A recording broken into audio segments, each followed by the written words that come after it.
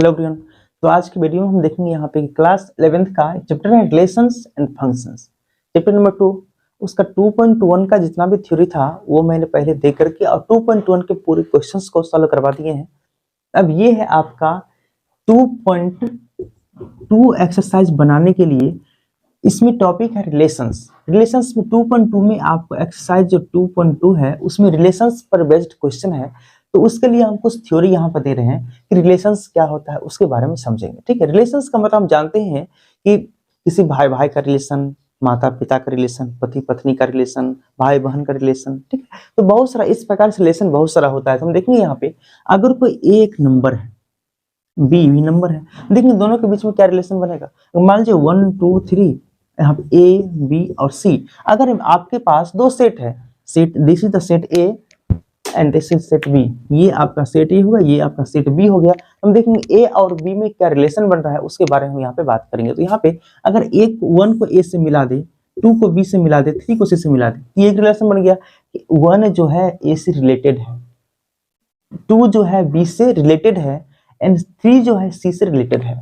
मतलब इसी प्रकार से रिलेशन, या फिर इसी को हम कह दें, मान लीजिए इसको ऐसे नहीं करके अगर यहाँ पे दो सेट लेंगे A B C P Q R, अगर हम बोलेंगे इस ए को क्यू से मिला दें, बी को पी से मिला दें, सी को आर से मिला दें, ये भी रिलेशन बनेगा।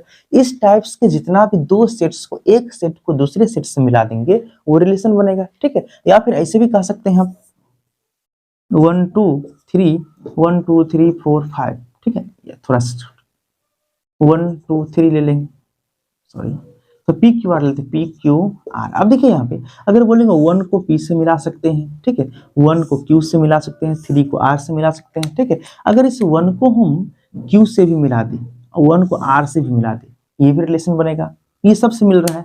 फिर उसके बाद देखिए यहाँ पे ये जो है 2 जो है ये पी से भी मिल रहा है, क्यू से तो मिल ही रहा है, आर से भी मिल रहा है। उसी प्रकार से 3 जो है ये 3 आर से तो मिल ही रहा है, 3 क्यू से भी मिलेगा और 3 पी से भी मिलेगा। तो इस प्रकार से एक 3 के साथ रिलेशन यहाँ पे बना रहा है। ये सभी क्या कहलाएगा, आपका रिलेशंस कहलाएगा। तो हम देखते हैं यहाँ पे डेफिनेशन क्या कहती है इसका, इसकी डेफिनेशन से समझने का हम प्रयास करते हैं। देखिए डेफिनेशन में कहा गया ए रिलेशन आर, रिलेशन का शॉर्ट नाम यहाँ पे आर दिया गया, relation R from A non empty set A. Non empty set का मतलब होता है दिस इज, यहाँ पे empty, the meaning of empty is पूरी नन, मतलब एम्प्टी का मतलब होता है कि एक भी एलिमेंट खाली, सिर्फ खाली समझिए। अगर कोई सेट इस प्रकार से इसमें एक भी एलिमेंट नहीं है, that is called empty set.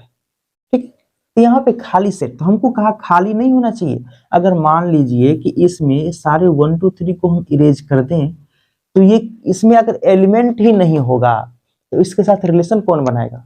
खाली सेट में अगर मान लीजिए यहाँ पे अगर किसी घर में कोई आदमी हो ही नहीं तो हम किसके साथ रिलेशन बनाएंगे। मान लीजिए यहाँ पे ए जो है, यहाँ पे किसके साथ रिलेशन बनाएगा सो बताइए।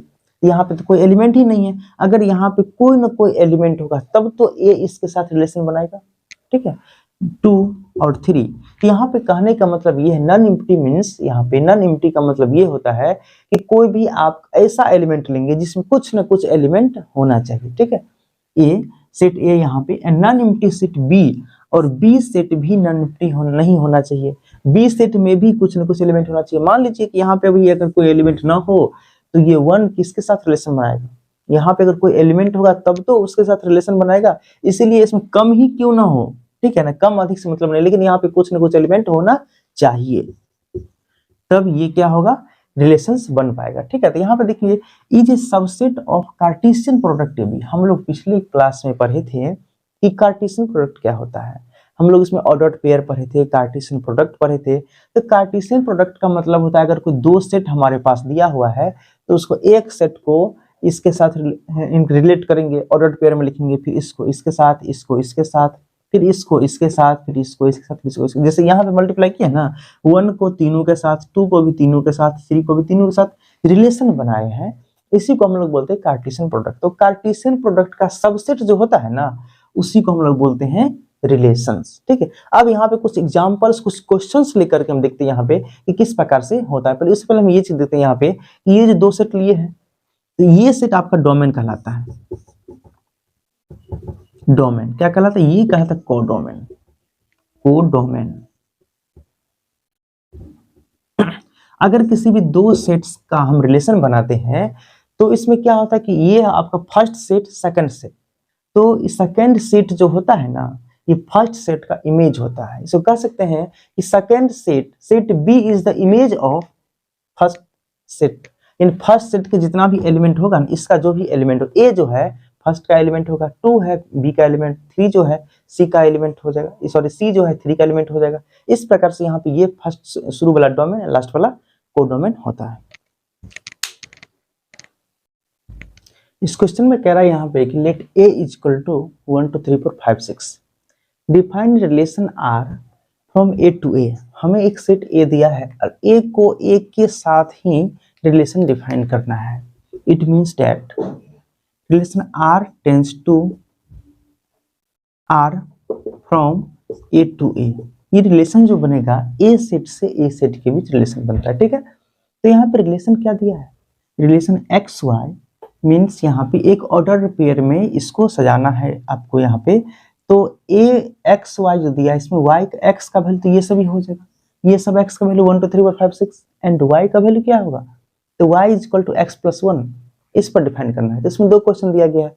फर्स्ट क्वेश्चन का depict this relation using an arrow diagram, हम इसको एरो डायग्राम में बना करके सॉल्व करना है क्वेश्चन को, ठीक है। And write down the domain, range and codomain.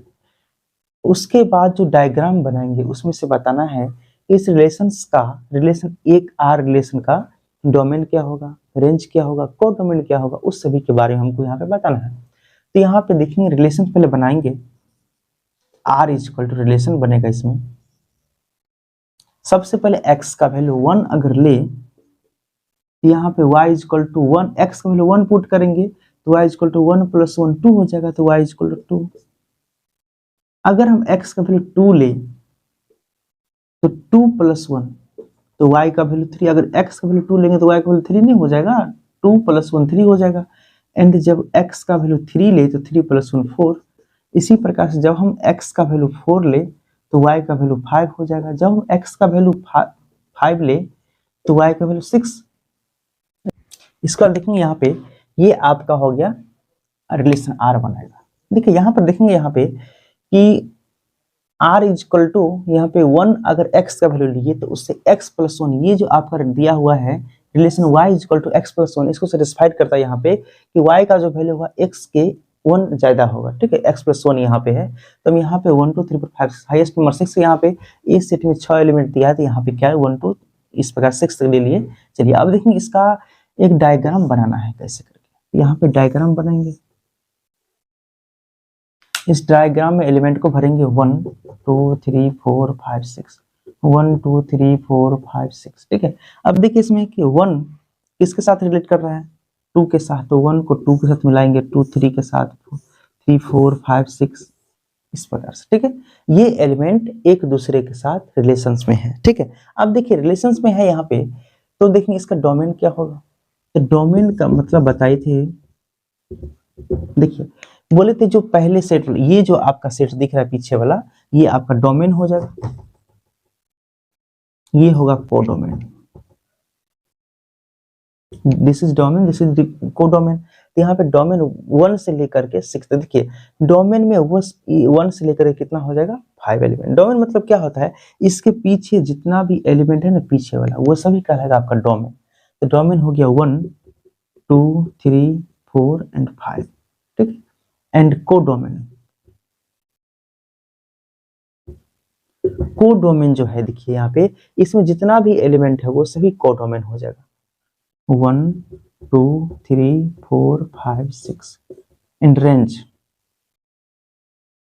Range वो सभी एलिमेंट जो एक के साथ रिलेशन में है, मतलब वो सभी एलिमेंट जो इसके साथ रिलेशन में है, जो मिला हुआ है, जिसका इमेज इधर बन रहा है, ठीक है ना।